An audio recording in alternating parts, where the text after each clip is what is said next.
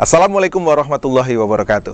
Selamat sore pemirsa TVRI dimanapun Anda berada. Salam sehat, salam olahraga. Wah, hari ini kita akan membahas tentang gelanggang semangat pemenang masih dalam rangka memperingati Hari Olahraga Nasional tanggal 9 September.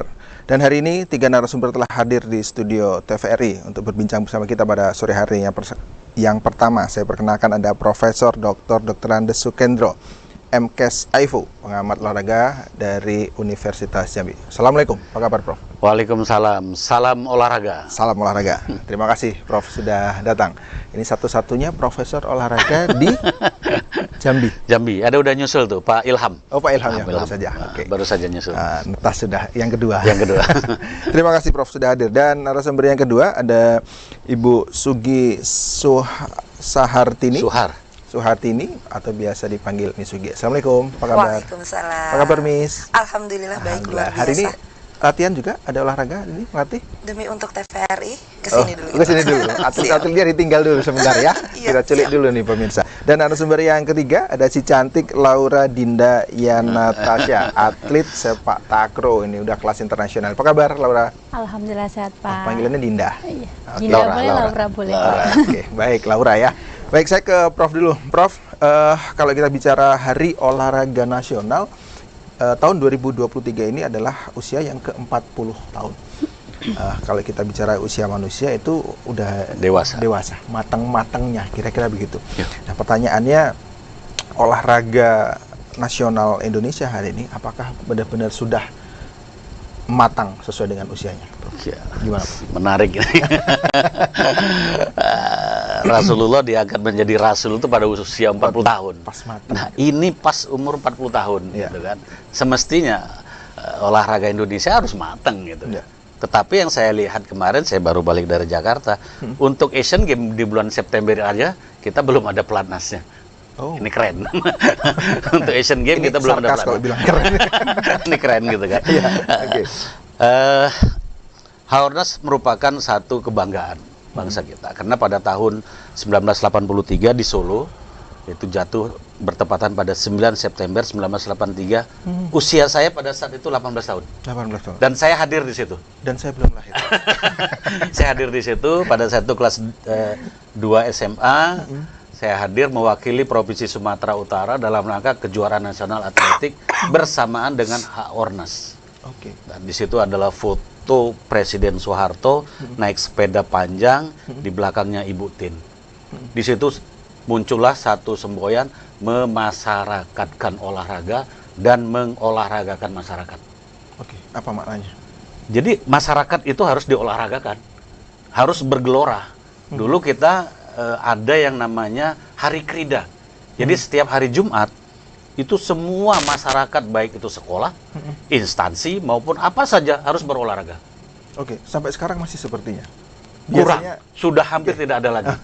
Nah, Ya. itu udah mulai berkurang gitu. Yang kedua, kita masih punya dana-dana talangan olahraga yang hebat. Walaupun itu ada sebagian bilang itu judi. Tapi saya tidak melihat judi apa tidaknya. Tetapi itulah pembinaan olahraga yang berkesinambungan. Kita begitu SEA Games, orang udah takut. Udah pasti juara umum. Thailand, Vietnam, nggak ada apa-apanya, kecil. Di tahun 80-an, 70-an, kecil. oh artinya Indonesia macan Tetap Asia. juara macan Asia Tenggara.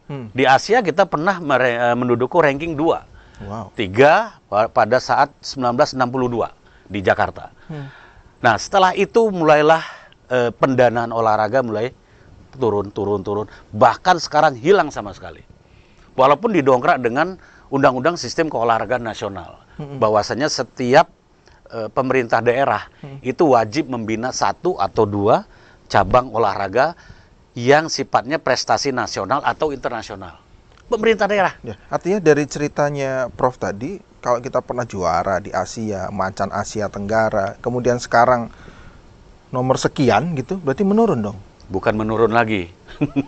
Kalau apa Didi Kempot bilang ambiar gitu. Ambiar. Ambiar gitu. Oke. Jadi inilah yang memang untuk dibangkitkan semangat itu. Ya. Karena apa? Karena prestasi olahraga itu berbanding lurus dengan pendanaan. Kita nggak bisa pungkiri itu gitu. Kita nggak bisa pungkiri itu.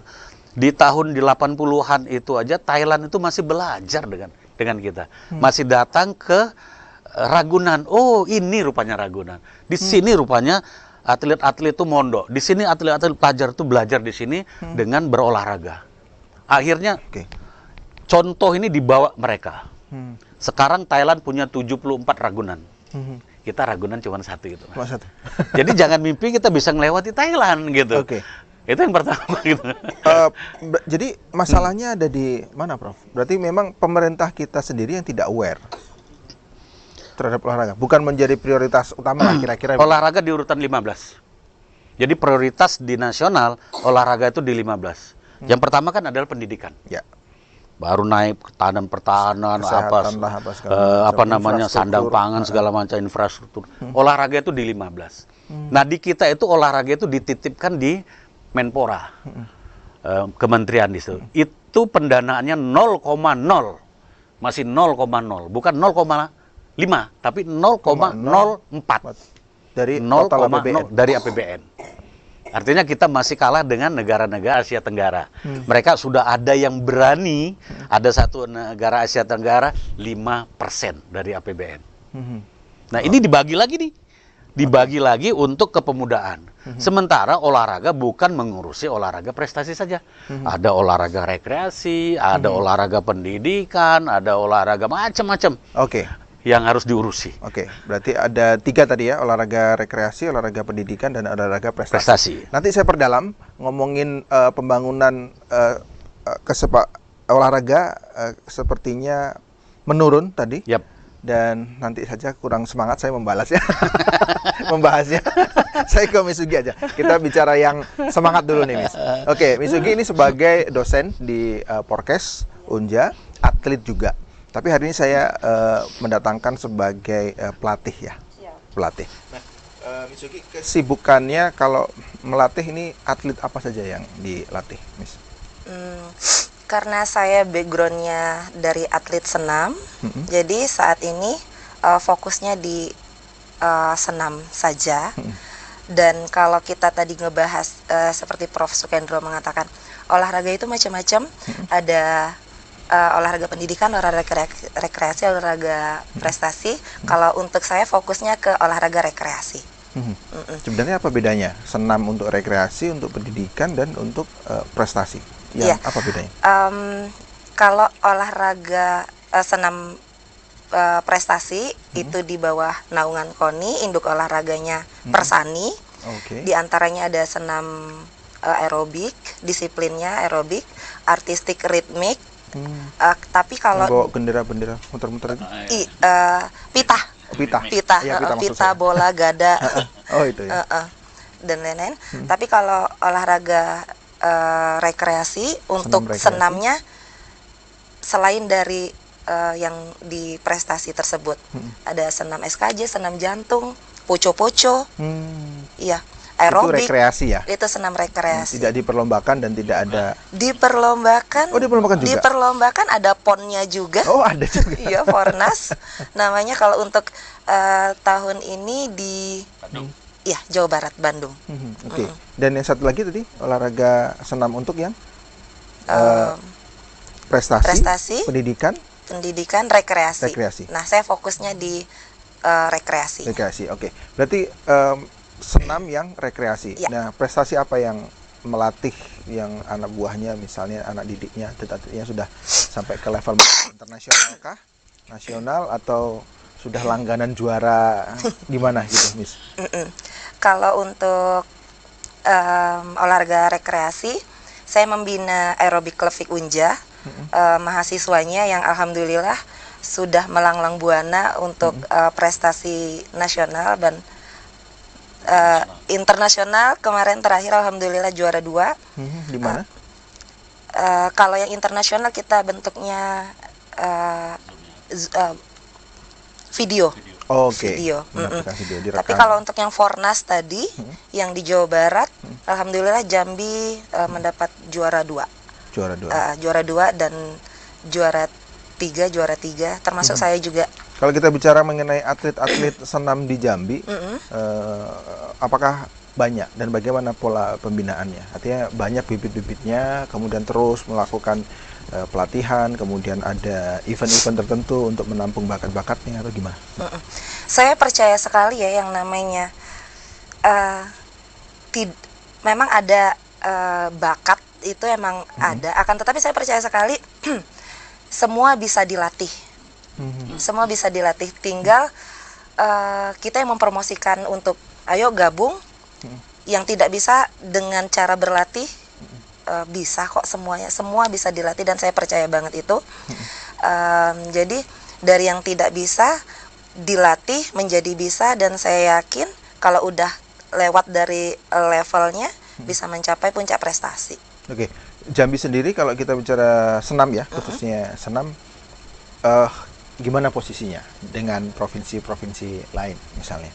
Kita di level yang mana? Apakah sudah cukup bisa bersaing atau masih jauh? Kalau yang kita bicaranya olahraga prestasi, itu ada disiplin aerobik, ritmik, artistik. Kalau untuk aerobiknya, Jambi cukup ditakuti ya Prof ya. Salah satu di dalamnya, iya. Salah satu di dalamnya juga sudah bermedali mewakili Indonesia di SEA Games, dan salah satu di dalamnya juga ada anak Prof Sukendro yang mewakili Jambi menyumbangkan medali juga. Akan tetapi kalau untuk di olahraga rekreasinya, kalau itu tadi membicarakan olahraga prestasi, kalau untuk olahraga rekreasi senam juga tidak kalah. Salah satunya tadi Puco-Puco, itu induk organisasinya Fokbi. Begitu juga dengan induk organisasi lain yang menaungi senam, juga cukup ditakuti daerah lain. Bahkan satu diantaranya dari asosiasi kebugaran Jambi juara umum. Wow. Juara umum satu. Jadi ya. artinya atlet-atlet senam di Jambi, khususnya di Unja, banyak ya, dan banyak juga yang berprestasi. Iya, membawa nama baik Jambi maupun Unja. Ya. Baik, sebelum ke Laura, satu pertanyaan lagi untuk Mitsugi sebagai pelatih. Pada saat kita bertanding, sebenarnya apa modal utamanya? Apakah fisiknya, keterampilannya, atau mentalnya? Semuanya pasti berpengaruh ya. Tapi mana dari tiga itu yang kemudian yang paling gitu? Mentalnya kah, fisiknya, atau keterampilannya dalam bertandingnya? Ini kayak kuliah jadi kalau berdasarkan teori Bompa, fisik, teknik, taktik, dan mental. Jadi basicnya itu ya pastinya fisik. Fisik dulu. Fisiknya dulu. Okay. Fisiknya dulu. Kalau fisiknya bagus, melatih teknik pun tidak cepat lelah. Oke. Iya, karena punya fisik yang bagus, dikasih materi tangkep, dikasih materi hajar, tidak cepat lelah. Kemudian teknik taktik, bagaimana taktiknya ini taruh di kategori mana, ini taruh di kategori mana, dan yang paling puncak adalah mental. Mental bertanding, mental berlatih, karena sedikit yang masuknya rame-rame. Nanti tinggal seleksi alam ya. Iya, nanti yang kuat yang menang. Mental berlatih hingga mental bertanding nantinya. Oke. Baik, terima kasih Miss. Saya ke Laura Dinda Natasha. Laura. Laura, ceritain dulu dong. Laura ini siapa? Mahasiswa ya? Masih mahasiswi ya? Oke. Coba ceritain dulu ke pemirsa, silakan. Jadi saya mahasiswi di Universitas Jambi, semester 7, dan saya atlet takraw, Pak. Atlet takraw, oke. Pembimbing skripsinya nggak? Aduh, ya. Siapa pembimbing skripsinya? Prof ya? Baik, atlet takraw. Sejak kapan suka takraw? Waktu kuliah aja atau dari TK sudah mulai suka takraw? Dari kelas 3 SD, Pak. 3 SD? Dari kelas 3 SD. Itu awalnya bukan suka, Pak, tapi ikut-ikut karena ayah kan juga pelatih, Pak. Jadi ikut ke lapangan, terus awalnya kan lihat ayah tuh suka sering naik pesawat. Jadi kepengen naik pesawat juga, terus ayah bilang kayak gini, kalau mau naik pesawat ikut latihan gitu biar bisa kemana-mana. Jadi ikut latihan. Oke, jadi mulai dari kelas 3 SD, SMP, SMA memang sudah lama ya. Iya, Pak. Nah, kemudian pada saat menjadi atlet, prestasi-prestasi yang pernah diraih apa saja? Tapi nanti menjawabnya. Oh ya. Kita harus jeda dulu, pemirsa jangan kemana-mana, tetap di Ruang Publik.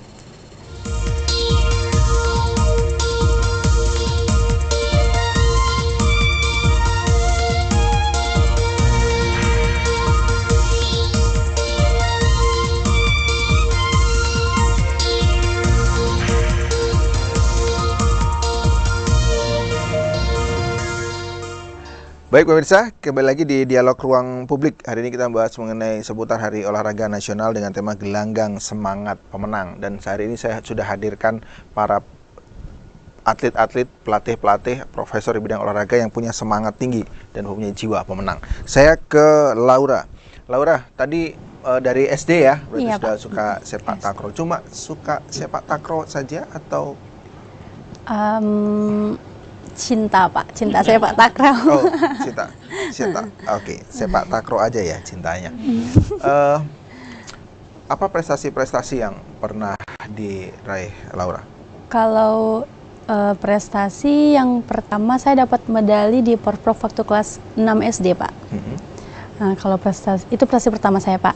Kalau prestasi tertinggi saya ada di Thailand Kings Cup di 2018 dan 2022 kemarin Pak. Itu saya meraih perunggu dan perak Pak. Itu tandingnya di sana ya? Di Thailand Pak. Akhirnya naik pesawat dong? Iya Pak, alhamdulillah. Ternyata itu triggernya. Oke, kalau di Jambi sendiri atlet-atlet sepak takraw bagaimana? Banyakkah teman-temannya? Kalau yang di bergabung Jambi situ? dibandingkan provinsi lain itu sedikit Pak. Yang Kenapa? paling aktif juga di klub saya aja Pak. Karena Gitu. memang kayak tidak familiar ya sepak takraw iya, itu benar. dibandingkan basket, sepak bola, futsal, voli misalnya. Karena takraw ini kan Pak olahraga yang sulit Pak, sulit. Jadi kalau buat perempuan itu jarang Pak yang suka. Maksudnya sulitnya gimana? Apa ya? Gimana? Gerakannya itu loh Pak, yang Oh, ada suruh salto-salto, gitu ya, iya, salto-salto gitu ya. Oke, iya. Salto set gitu, itu enggak jatuh ya? Berdiri ya? Ya kan latihan Pak, Oh, kan gitu. kita latihan. Misalnya dia apa namanya kayak ngeblok gitu kan? Itu kalau jatuh enggak sakit ya? Enggak Pak, karena udah biasa kan Pak. Oh, udah biasa. Oke, bertandingnya kalau terkait dengan takraw itu lawan terkuatnya dari provinsi mana? Kalau dilihat Paling bagus. dari PON 2021 kemarin Pak, itu Jabar Pak, Jabar, Jateng, terus juga Sulawesi Selatan Pak. Tapi alhamdulillah di PON kemarin Jambi bisa masuk 4 besar Pak. Masuk 4 besar. Oke. Meraih perunggu Pak. Oke. 2 Nah, perunggu. kalau model latihannya sendiri gimana, Laura? Laura kan mahasiswa juga nih, harus belajar, harus kuliah, ada skripsinya lagi, kemudian semuanya harus berjalan seirama sejalan gitu ya, kira-kira. Pola latihannya gimana? Tiap hari juga kah? Kalau latihan itu tiap hari Pak, kecuali hari Jumat. Tapi kalau ada jam kuliah, tetap kuliah, habis itu lanjut latihan lagi. Karena Ada emang klubnya tadi ya? Iya Pak, benar. Nah, setiap sore, Iya, setiap sore Pak. di mana kalau mungkin ada warga Jambi yang mau gabung nih sepak takraw nih, di mana? Kita biasanya latihan di UIN Pak, di UIN, di gedung olahraganya Pak. Di Mendalo? Di Mendalo Pak. Oh, di Mendalo, oke. Kalau takraw ini lawan berapa orangnya? Banyak Pak, nomornya ada 5, itu yang bergu 3 lawan 3, double event 2 lawan 2, terus ada kuadran yang 4 lawan 4 Pak. 4 lawan 4. Kenapa beda-beda ya? Iya Pak, beda. Lapangannya sama besarnya? Sama. Ada tim lagi. Oh, ada tim lagi. Oke, terus membagi waktunya gimana tuh, Laura? Antara kuliah dengan tetap harus berprestasi? Alhamdulillah Pak, nggak sulit sih Pak kalau bagi-bagi waktu. Karena kan pagi sampai siang itu kuliah, sore tetap latihan. Jadi jam sore itu latihan nggak terganggu Pak. Waktu tanding gitu, ada event-event gitu, eventnya apa saja yang biasa diikuti? Kalau yang waktu dekat ini Pak, insya Allah Porwil Pak, Porwil dan Pomnas. Itu lagi persiapan Porwil Pak. Nah, sebagai seorang atlet nih, apa saja sih persiapannya? Tadi kan sudah nih fisik, kemudian ada teknik, kemudian ada mental. Mental. Gimana membangun itu semuanya gimana? Dilatih Pak, fisik itu tiap hari dilatih, teknik apalagi kalau Melatih mental fisiknya itu gimana? Jogging terus ya gitu jogging atau Pak, gimana? jogging, interval, pokoknya semuanya Pak, dari kecepatan, kelincahan, semuanya dilatih Pak. Teknik itu juga Berarti tidak boleh badannya harus slim ya? nggak harus Pak. Kalau Nggak harus. takraw nggak harus Pak. Oh serius? Nanti kan dia harus lompat, harus ngeblok segala macam. Kalau badannya berat kan enggak? Karena sepak takraw itu nggak pakai berat badan Pak. Oh? Nggak ada apa ya? Nggak Nggak ada pakai berat badan batasannya? kayak bela diri kan Pak. Nggak ada pakai kayak gitu. Bebas berat badan. Bebas saja. Kalau Tapi masih sanggup lanjut. berarti dia ngebloknya pakai badannya ya. Baik, saya ke Prof lagi. Makasih, nanti saya pedalam lagi. Prof, kalau sama Prof ini kita bicara mengenai kebijakan gitu ya. Prof, kalau sebenarnya kita bicara olahraga kan banyak ya komponennya ya. Ada atletnya, ada pelatihnya, ada sarana prasarananya, kemudian anggarannya dan lain sebagainya. Mana dulu yang oke semuanya penting, tapi mana dulu yang harus diperbaiki, Prof? Dengan segala macam carut marut tadi yang Prof bilang, bahkan mau ada SEA Games ya, apa? Asian Game. Asian Games, kemudian belum ada pelatnasnya. Apa dulu sebenarnya mau dibangun kalau kita mau membangun ekosistem olahraga kita? Ya sarana prasarana. Sarprasnya dulu. Sarprasnya dulu. Jadi Kalau sarpras berarti uangnya juga dong. pasti kalau apa namanya, sebelum anak lahir kita harus nyiapin popok dulu gitu. Sebelum berumah tangga harus siapkan dulu rumah untuk istri kan gitu kan. Jadi memang harus kita siapkan sarana prasarana. Nah, kita memang jauh sih dari apa yang kita harapkan ya, dari yang kita inginkan, terutama di Provinsi Jambi. Kalau di provinsi tetangga kita kayak Sumatera Selatan itu udah standar internasional, apalagi Jakarta gitu. Jadi mereka dengan dana yang pas itu masih bisa mereka untuk menggunakan. Kita kan Porprov kemarin aja GOR itu aja diambil sama 3 cabang olahraga berebut gitu kan. Nggak bisa kita gunakan gitu. Belum lagi bocornya, berhenti lagi di situ. Jadi memang sarana prasarana kita jauh sekali dari harapan. Sementara masyarakat Jambi ini kan antusias untuk berolahraga kan sangat tinggi. Cuman kelemahan kita sarana prasarana, bahkan sampai sekarang sepak bola kita aja pun belum berstandar nasional. Stadionnya. Baik itu stadion ya, artinya kalau stadion itu semuanya mencakup ya. Baik itu lapangannya, ruang ganti pakaiannya gitu. Kalau di negara tetangga kita di Jerman itu satu kabupaten itu 17 yang standar internasional. Per satu kabupaten. Nah, kita satu provinsi belum ada nasional. Jangan internasional, nasional aja belum gitu. Nah, jadi ini yang kita harus pacu sarana prasarananya. Oke, sarana prasarana, dan itu masih jauh panggang dari ikan. Dari Oke.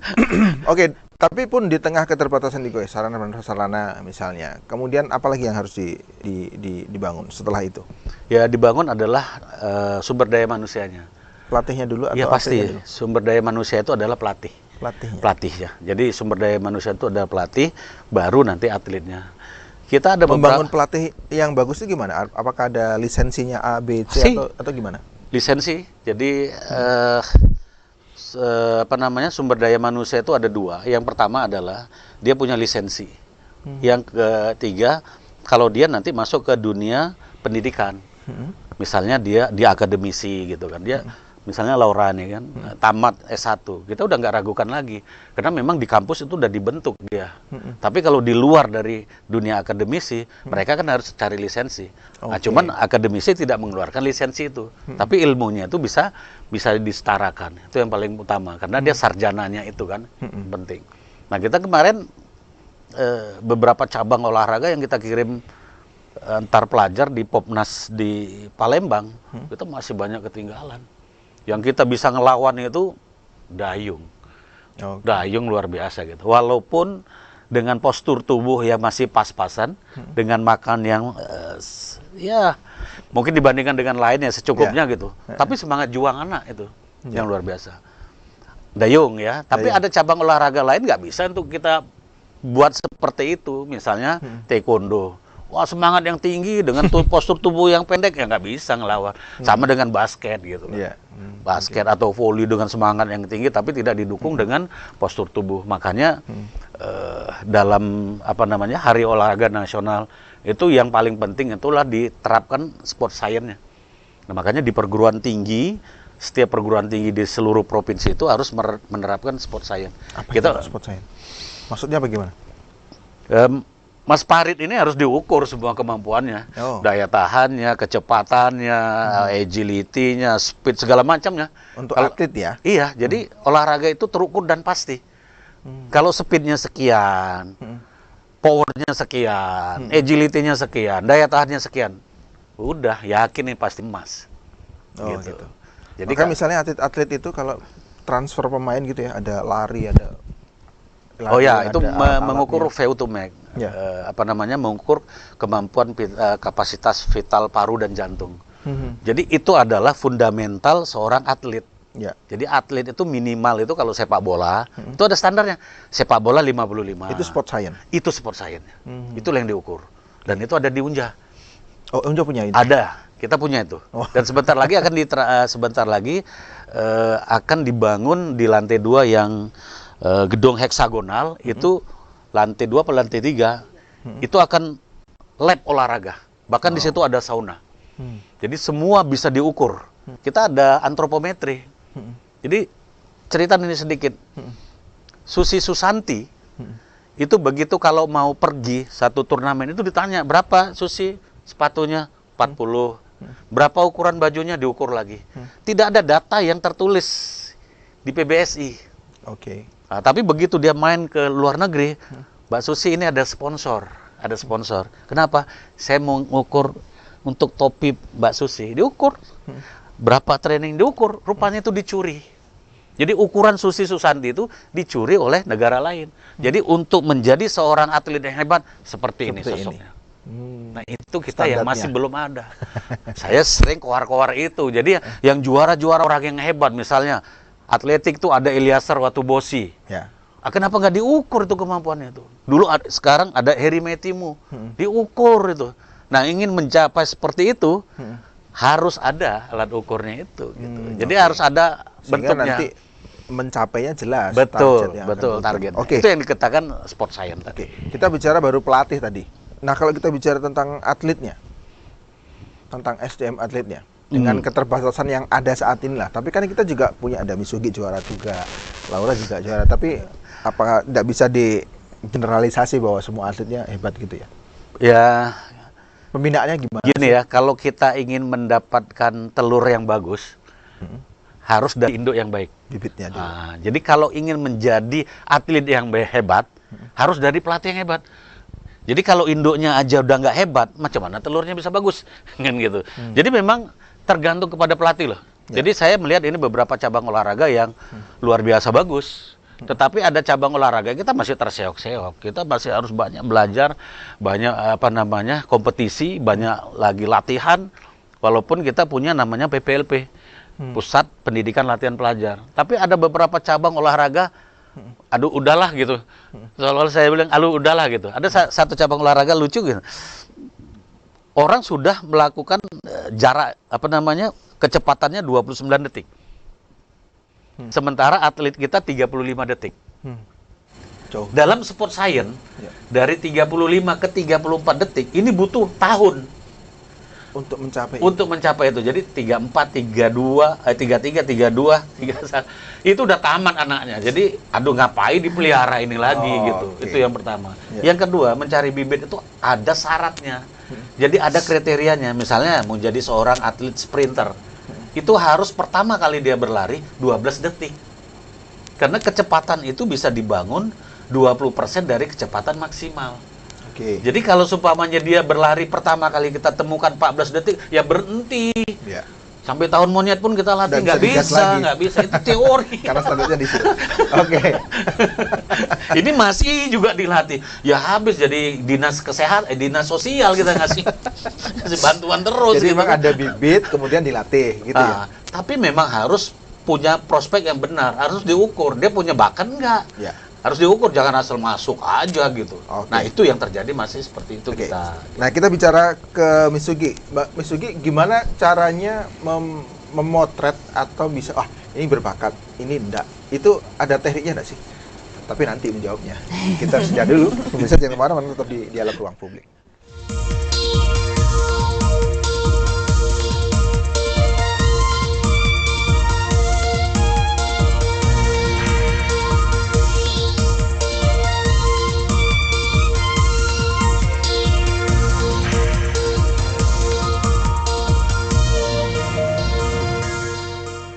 Kita masuk ke segmen ketiga, pemirsa di Dialog Ruang Publik pada sore hari ini, dan kami mengundang Anda untuk berdialog bersama kami di line telepon 074166385 atau nomor telepon yang ada di layar televisi Anda. Saya lanjutkan kembali ke Mitsugi. Mitsugi, tadi disebutkan bahwa termasuk ada bakat dari seseorang yang kemudian ada diukur segala macam ya, kemudian menjadi tolak ukur bagaimana ini standar bagi seorang atlet yang kemudian bisa dibina. Nah, gimana cara menemukan bakat-bakat itu? Kalau saya lihat misalnya, oke, kita angkat telepon dulu. Baik. Kita sapa dulu penelpon. Assalamualaikum. Halo. Assalamualaikum. Selamat sore. Halo. Waalaikumsalam warahmatullahi taala wabarakatuh. Baik. Apa kabar? Pak Rizi. Iya. Apa kabar Pak Yudi? Silakan Pak Yudi. Alhamdulillah. Silakan Sehat. Bapak. Banyak titik Alhamdulillah. api. Baik, titik api. Silakan Pak Yudi. Ya, hati-hati kita bernapas nih. Iya. Baik, saya sapa dulu yang terhormat. Pertama, terima kasih kepada Pak Rizi telah memberikan waktu. Ya. Yang pertama adalah narasumber kita Pak Profesor Sukendro, pengamat olahraga Jambi. Ada Ibu, lupa saya namanya ini. Pokoknya saya hormati Sugi. narasumber Bu kita. Bu Sugi.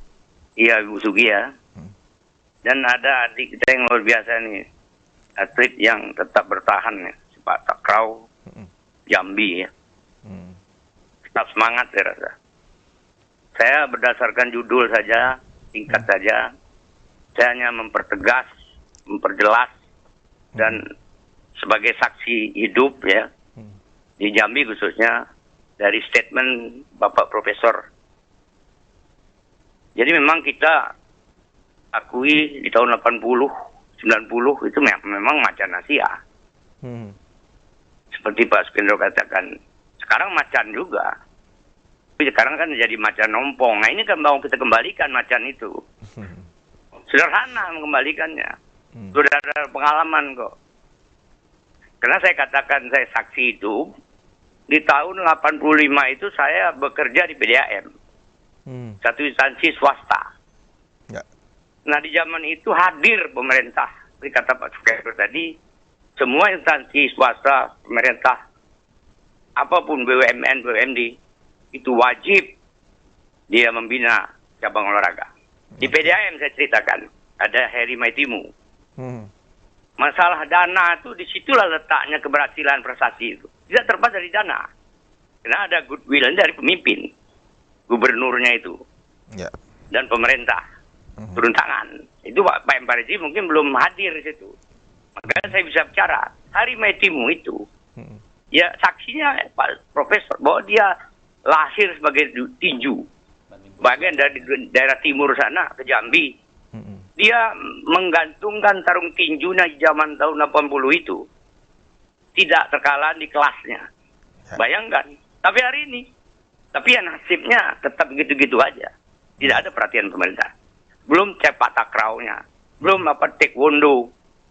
Apalagi ada lagi di PDAM itu voli. Ya. Ada beberapa macam. Itu semuanya didanai. Bayangkan. Belum lagi instansi lain. Nah makanya statement Pak Profesor tadi kita kembalikan lagi. Nah saya ada harapan kita akan dibangun sport center. Tapi kan kalau memang tidak hadir, tidak all out yang pemerintah, artinya sustainable, tidak ada pembangunan olahraga itu dibiayai seperti apa yang diharapkan. Ya, sport center itu memang jadi, tapi yang sulit itu untuk menjalankannya seperti apa saya katakan. Di situ ragunya. Itu apa kita punya sport center dibangun dengan mahal-mahal? Baiklah ke KONI, baik. Oke, baik. Kan gitu. Jadi sebenarnya sederhana kok. Mengembalikan bukan macan ompong, macan Asia tadi, ya termasuk Jambi. Tidak mudah, tidak sulit kok. Seperti konsep Pak Sukendro katakan. Pemerintah hadir, dananya ada. Jangan lupa, kita kembalikan tagline-nya adalah memasarkan olahraga. Ya. Dan mengolahragakan masyarakat. Itu zaman Soeharto. Presidennya all out, apalagi gubernurnya. Jadi Baik. zaman keemasan itu memang bisa dikembalikan. Nah inilah saya ragunya Kalau memang tidak begitu ya, Baik. saya ragu sekali. Ya di Stadion Sport Center itu ya nanti kembali lagi seperti KONI. Kan itu yang kita ragukan itu. Baik. Makanya apa namanya itu pelaksanaan ke depannya itu memang diisi betul dengan anggaran yang ada. Bagaimana caranya anggaran itu? Baik. Dulu kan dari judi, sekarang nggak boleh lagi. Ya. Ya pemerintah banyak lah, kebun sawit banyak, batu bara banyak kok. Ya. Rp1 aja, satu tonnya luar biasa itu. Tapi mau Baik. nggak pemerintah itu? Baik Pak Yudi. Kebun sawit diambil, mau nggak pemerintah itu? Kalau nggak mau ya balik ke KONI seperti sekarang. Saya rasa itu kunci pokoknya saya rasa. Terima kasih, mohon maaf. Mudah-mudahan ya apa yang kita katakan ini terwujud ke depannya. Amin. Jangan sampai Terima terjadi kasih. sport center aja. Dapat diisi sesuai dengan macan yang disebutkan oleh Profesor tadi. Macan Asia. Terima kasih. Wabillahi taufiq wal hidayah. Wassalamualaikum warahmatullahi wabarakatuh. Waalaikumsalam warahmatullahi. Terima kasih. Nanti kita tanggapi, nanti Prof yang menanggapi. Tapi saya lanjutkan pertanyaan ke Miss Sugi. Miss Sugi, bagaimana memotret atau memilih talenta-talenta ini layak, ini tidak gitu, ini baik atau enggak bibitnya? Ada tekniknya? Dilakukan tes ya. Ya sekiranya karena saya di senam, lakukan gerakan-gerakan senam semampunya aja, semaksimalnya aja. Dari sudut pandang, dari sudut mata pelatih, itu akan ada daya tarik, dia bisa. Lihat dari kesehariannya juga, backgroundnya, kemudian aktivitas sebelum masuk senam misalnya. Sebelumnya ngapain? Kalau saya dulu ya, jadi ceritain saya. Jadi saya dulu sebelum di Persani, di atlet senam, dulunya di sekolahnya gabungnya di cheerleaders. Oh. Cheers ternyata. Iya. Jadi Mayor. masuk dalam olahraga rekreasi. Iya. Kemudian masuk ke Porkes, ditawarkan untuk olahraga rekreasi. Sudut pandang mata pelatih melihat pertama sering nampil, mentalnya bagus katanya kan. Kemudian background sebelumnya juga udah menuju ke gerakan-gerakan yang demikian. Begitu juga yang saya lakukan ke pesenam-pesenam saya. Jadi kalau mau gabung ke klub, ya udah gabung aja dulu. Ngelihat perkembangannya, melihat gerakannya. Syukur-syukur kita dapat yang bagus, jadi tinggal moles. Oke. Tapi kalau misalnya yang belum bagus, itu kerjanya agak lebih berat. Agak lebih berat. Oke, baik. Saya ke Laura. Laura, enaknya jadi atlet apa? Enaknya paling pas menang aja, Pak. Pas menang? Pas menang aja. Kalau latihan tuh pasti capek, Pak. Ya. Capek. Memang berarti mental berlatih tadi ya? Iya. Artinya tidak gampang nyerah, capek apa segala macam, dimarahin, dibentak, suruh push up lagi, suruh apa itu. Nangis. Sampai segitunya memang ya. Jadi Iya, memang Pak. latihan itu tidak membohongi, artinya latihan yang keras memang hasilnya juga akan maksimal. Jadi enaknya waktu menang. Iya, menang aja, Pak. Apa sih hadiahnya? Hadiahnya, Pak. Iya. Hadiahnya ada uang. Berapa paling banyak? Saya Aduh. belum pernah ditraktir soalnya. Paling banyak waktu di PON kemarin, Pak. Itu bonus paling. Jutaan? Iya, Pak. 1 digit, 2 digit? Aduh. 75 juta. Oh, 2 digitnya. Iya. 75 ya? Iya. Waduh, banyak banget itu. Itu kalau dapat emas, perak itu ada lagi gitu ya. Biasanya kalau itu dari ketuanya itu mungkin ada ngasih apresiasi buat atletnya yang menang gitu, Pak. Tapi walaupun sedikit ada, Pak. Oh, oke. Ya. Artinya Laura gini. Kalau saya kan melihat beberapa, tidak semuanya ya, tapi beberapa yang muncul yang viral itu selalu mantan atlet jualan pialanya, Iya. medalinya. Medali. Artinya miris gitu di akhir-akhirnya gitu. Kalau Laura sendiri menjanjikan nggak sih menjadi seorang atlet, artinya untuk kedepannya, untuk untuk kehidupan gitu, gimana? Kalau dari saya sendiri, Pak, buat sekarang saya lebih fokus ke kuliah saya, Pak. Ini sambil jalan gitu, Pak, atletnya, Pak. Kedepannya jalin aja Jadi dulu. atlet ini bonus aja sebenarnya. gitu Pak. Jalanin aja dulu, kedepannya nanti kita bisa lihat sendiri Pak gitu. Oh gitu ya. Apalagi kalau perempuan ya udah nikah sudah gitu. Kemudian mungkin sudah melahirkan dan apa lagi gitu. Oke, satu pertanyaan lagi. Kalau kita bicara mengenai atlet, ada nggak kepikiran nanti bicara bisnis ya, bisnis di bidang olahraga? Ada nggak kepikiran di situ? Nanti entah jualan juga atau bikin sanggar, kemudian dapat penghasilan dari olahraga maksud saya. Gimana? Kalau saya Pak, mungkin cuman kepikiran kayak buka toko olahraga gitu Pak. Toko olahraga, apa, baju, sepatu gitu Pak. Pengen bikin bisnis itu, cuman ya begitulah. Lihat oke, dulu begitulah. Pak. Nanti setelah bimbingan skripsinya Iya. ya sudah selesai Itu, semuanya. Pak. Baik, saya Pak Sukendro, Prof Sukendro masih ada waktu menanggapi apa yang disampaikan oleh Pak Yudi tadi di iklan. Apa tanggapan? Baik, jadi olahraga kita ini masih bersifat bantuan, belum penghasilan. Oke. Jadi masih pemerintah itu masih mengucurkan dana kepada kita. Berbeda dengan negara-negara lain, olahraga itu sudah penghasilan. Nah, kita masih berbentuk bantuan. Jadi apapun kegiatan, olahraga bantuan gitu. Jadi masih seputar itu. Oke. Prof, kita mengerucut ke pertanyaan tadi tentang kita kan lagi bangun ya pemerintah provinsi. Oh, iya. Ada sport center. bukan stop center ya katanya, itu stadion aja katanya. Tapi nggak tahu saya yang benar gimana. Nah, gimana nanti harapan Prof dengan adanya itu? Sebenarnya sudah layak dari dulu ya, tapi dengan pemerintahan yang sekarang sudah membangun ini kan luar biasa. Artinya Kenapa sudah. nggak yang ada aja dibayain fasilitasnya, kata Pak Yudi tadi. Kita ekstensifikasi dengan bukan intensifikasi gitu. Ya. Karena kita lihat gini, stadion Trilomba Juang, terus dengan stadion yang apa? Yang di kota itu apa namanya itu? KONI. Persijam. Persijam. Nah, Persijam dengan KONI. Itu sejak saya nginjak kaki di Jambi ini tahun 92, ya segitu-gitu aja. Macam Nggak ada itu. penambahan. Jadi manusia, populasi makin bertambah. Jadi kalau itu yang diperbaiki, sementara manusia makin bertambah, ini nggak tertampung. Jadi memang kita harus menampung, nampung orangnya lagi gitu. Jadi makin banyak orang berdagang, berjualan, jadi makin banyak juga dagangan yang dijual gitu. Itu kan hukum ekonomi katanya itu kan. Jadi makin banyak kebutuhan, ya harus banyak itu. Jadi stadion itu cuman itulah yang ada. Yang mendekati itu yang Tebo.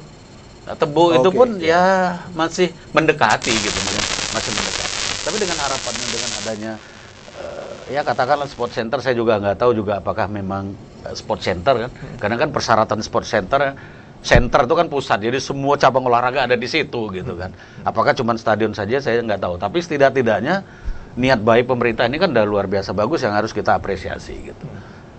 Mudah-mudahan ini kan di daerah apa ya, dekat-dekat UIN ya, pembangunannya kan dekat-dekat UIN, jadi yang dari Bungo, yang dari Tebo, yang dari Kerinci, yang dari Sarulangun itu kan bisa melewati itu. Jadi memang itu bagus pusatnya di situ. Artinya dua perguruan tinggi juga ada UIN dan ada Unja, dan ini bisa dimanfaatkan oleh perguruan tinggi itu. Dan ini strategi sebenarnya ini sudah menjadi perhitungan awal. Yang tadinya di tempat pramuka dulu Sungai Gelam, ini kan jauh ke sana. Kalaupun UIN dengan Unja ke sana sangat jauh. Tetapi kalau di sini UIN dengan Unja bisa dekat, jadi bisa termanfaatkan. Karena stadion itu makin banyak dimanfaatkan itu makin bagus. Ya, baik. Oke, satu pertanyaan lagi tentang penghargaan terhadap atlet. Artinya, apakah kemudian kalau dulu ya misalnya kita bicara jadi musisi itu masih gimana gitu ya, ternyata sekarang nyanyi berapa bayarannya, kira-kira begitu ya. Artinya menjanjikan juga secara kehidupan, penghasilan. Nah, kalau menjadi atlet menjanjikan juga enggak? Kalau sudah tergantung cabang olahraganya. Tergantung cabang olahraganya. Jadi ada cabang olahraganya yang menghasilkan. Ada Sepak bola cabang misalnya gitu ya. Ya.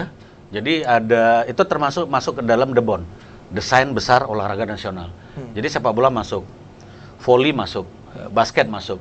Walaupun prestasi ketiganya ini belum sampai mendunia. Ada cabang olahraga lagi yang tidak menjanjikan gitu penghasilan. Misalnya kalau setengah-setengah lah atletik gitu ya, nggak bisa dijual gitu kan gitu, nggak bisa dijual, tidak ada kompetisinya, dan mereka bertanding juga tidak dibayar. Karena di olahraga sepak bola dengan bola voli ini udah semi pro, semi profesional kan. Jadi artinya penghargaan-penghargaan yang diberikan sekarang ini, kalau saya katakan sudah terpenuhi lah. Cuman kadang atlet pada saat masa jaya dia tidak bisa memanage keuangan yang dia miliki. Tuh, dengerin Laura. Tidak bisa memanage, akhirnya itu tadi dijual, itu tadi. Dan dianjurkan juga prestasi di olahraga, prestasi juga di akademik gitu. Jadi nanti di kerjaan juga dia dapat. Jadi jangan hanya di olahraga saja dia berprestasi, tapi akademik juga berprestasi. Saya selalu mengatakan tuh, harus dua-duanya, harus sejalan. Yang katanya ini prestasi akademik hebat, nanti olahraganya jelek, itu enggak. Tapi kalau memang betul-betul, ya contohnya Laura, insya Allah nanti hebat dia kan gitu kan. Misugi udah tidak jadi atlet lagi, tapi masih dihargai sebagai dosen kan gitu. Jadi itu yang penting, bahwasanya pendidikan jangan ditinggalkan selama menjadi atlet. Oke, baik, kita harus jeda dulu pemirsa, masih ada satu segmen lagi, jangan kemana-mana, tetap di Dialog Ruang Publik.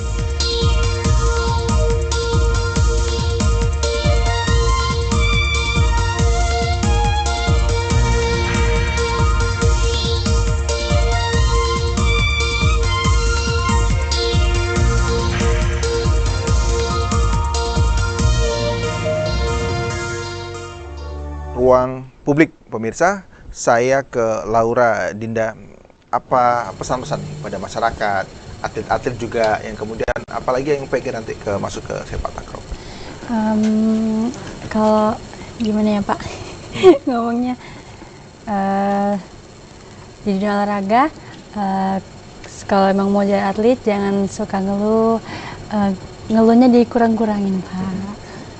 Jangan suka ngeluh, rajin latihan. Ya, rajin latihan. Semangat latihan. Gitu. Gitu aja sih Pak. Oke. Bingung Baik. saya. Ayo jadi atlet. Bonusnya banyak. Gitu. Misugi, silakan. Oke, baik. Sesuai dengan dunia saya saat ini, mengajak masyarakat di Jambi untuk tetap berolahraga, untuk tetap apapun profesinya, olahraga itu harus, kalau dapatnya kurus itu bonus. Oke, olahraga itu harus, kalau dapatnya kurus itu bonus. Iya. Oke, itu quote of the day. Tapi jangan cari bonusnya aja. Cari bonusnya. Statement pertamanya, olahraga itu harus. Harus. Lakukan aja olahraga. Itu investasi yang termahal saat ini. Jadi sehat itu mahal. Mahal sekali. Oke, baik. Nggak ada jualnya. Terakhir, Prof, gimana, Prof? Pesan untuk masyarakat hari olahraga. Jadi saya lebih cenderung kepada mengambil kebijakan untuk pemerintah, masyarakat lainnya. Mari sama-sama kita untuk bersinergi untuk membangun olahraga di Provinsi Jambi, terutama kepada yang punya peran kuat di dalam untuk membangun olahraga, baik itu DPR segala macam. Kita bermohon kepada yang punya kekuasaan untuk lebih memperhatikan olahraga. Karena bagaimanapun daerah itu hebat, itu salah satunya yang dilihat adalah cabang olahraganya. Kenapa Messi bisa dikenal di dunia? Presiden Argentina orang nggak kenal, tapi Messi-nya mereka kenal. Ronaldo mereka kenal, tapi Portugal mereka nggak kenal siapa presidennya. Nah, itu salah satunya juga. Ingin hebat Jambi, bangun prestasi olahraga di Jambi. Baik, satu lagi Prof, masih ada waktu. Pesan untuk masyarakat kalau mau olahraga, standarnya yang kemudian harus dilakukan apa? Cukup lari, jalan 10 menit atau berapa setiap harinya? Kalau mau, silahkan setiap hari Minggu pagi bergabung di gedung olah seni, berolahraga di situ, atau nanti di hari Selasa dan Kamis di kantor gubernur. Di situ kami akan memberikan tips-tips kebugaran. Sore ya? Sore. Jadi kalau saya paparkan ini 3 SKS, terlalu panjang. Jadi nanti silakan aja yang ingin bergabung. Nanti akan bisa dapat ilmunya di situ. Oke, siap. Terima kasih sudah hadir Prof, Misugi dan Laura di Hari Olahraga Nasional. Semoga atlet-atlet kita dan prestasi-prestasi atlet-atlet Jambi khususnya semakin meningkat. Amin. Terima kasih sudah hadir. Dan pemirsa, saya akhiri dialog ruang publik pada sore hari ini. Wassalamualaikum warahmatullahi wabarakatuh. Sampai jumpa.